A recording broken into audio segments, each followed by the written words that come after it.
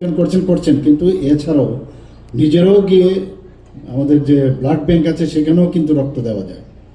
আমি আশা করি আপনারা যে ধরনের কাজ করছেন এবং সমাজের জন্য আপনারা কাজ করছেন এবং সেটা পাড়াই হোক যে কোনো এলাকায় হোক, যখন সেখানে সুস্থ থাকবে সামাজিকভাবে এই ধরনের বাতাবরণ তৈরি হবে, আমরা তবেই ফিল গুড যে বিষয় সেটা কিন্তু থাকবে।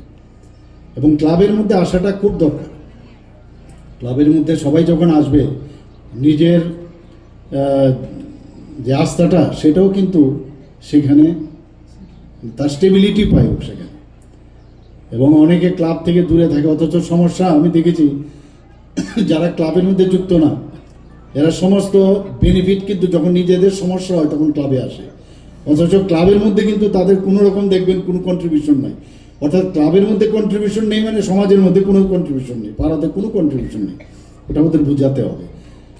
অথচ ক্লাবে যারা দিন রাত কাজ করে তারা কিন্তু এই সমাধান করছে, তো ওদেরকেও বুঝিয়ে, এবং এটা হয়েছে বলেই আমার বোনেরা মেয়েরা এখানে এই কারণেই একটা ক্লাবের মধ্যে মেয়েরা মহিলারা যখন মানে চলে আসে তো বোঝা যায় যে এই এরিয়ার কি অবস্থা, এই এরিয়া কত সুন্দর চলছে।